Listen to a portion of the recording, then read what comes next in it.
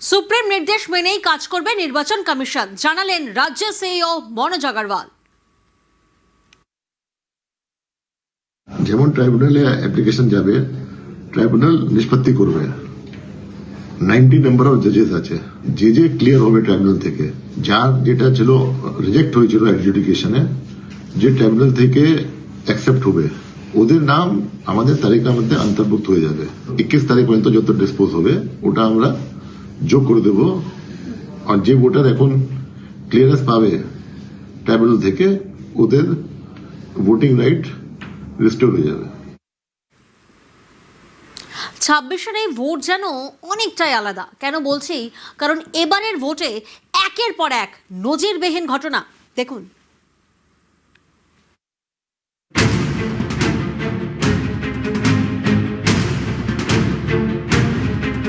ভোটের দুদিন আগেও ভোটার তালিকায় নাম। ট্রাইব্যুনাল নিয়ে বৃহস্পতিবার নজিরবিহীন নির্দেশ দিয়েছে সুপ্রিম কোর্ট। সংবিধানের 142 নম্বর ধারা প্রয়োগ করে শীর্ষ আদালতের নির্দেশ। ভোটের দুদিন আগে ট্রাইব্যুনালের ছাড়পত্র পেলেও ভোট দেওয়া যাবে। 21 এপ্রিল ছাড়পত্র পেলে 23 এপ্রিল প্রথম দফায় ভোট দেওয়া যাবে। 27 এপ্রিল পেলে 29 এপ্রিল দ্বিতীয় দফায় ভোট দেওয়া যাবে।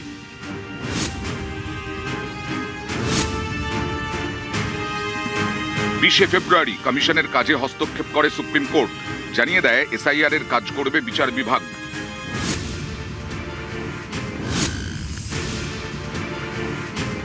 কারা ভোট দিতে পারবেন, কারা পারবেন না, এই কাজ নির্বাচন কমিশনের, কিন্তু সুপ্রিম নির্দেশে এই কাজ শুরু করে বিচার বিভাগ।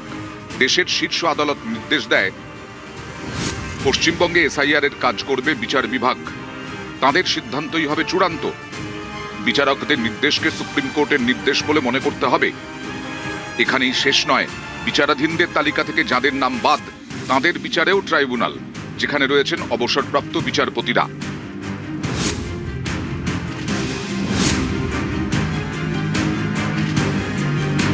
গত 4 ফেব্রুয়ারি সুপ্রিম কোর্টে সওয়াল করেন Mamata Bandyopadhyay.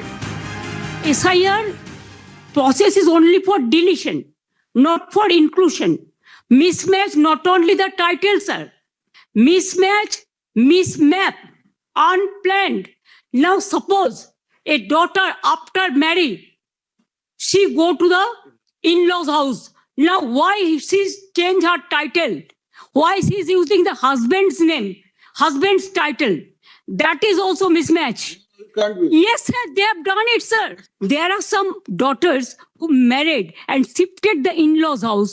Their name also just unilaterally deleted. একজন মুখ্যমন্ত্রী সুপ্রিম কোর্টে সওয়াল করছেন, এটা বেনজির ঘটনা।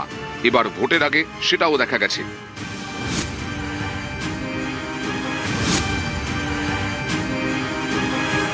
এ রাজ্যে আগেও এসআইআর হয়েছে, কিন্তু তখন বিধানসভা ভোট ছিল না। বিধানসভা ভোট হয়েছিল 2001-এ, এসআইআর হয়েছিল 2002-এ। এবার 2026-এ একই সঙ্গে বিধানসভা ভোট এবং এসআইআর।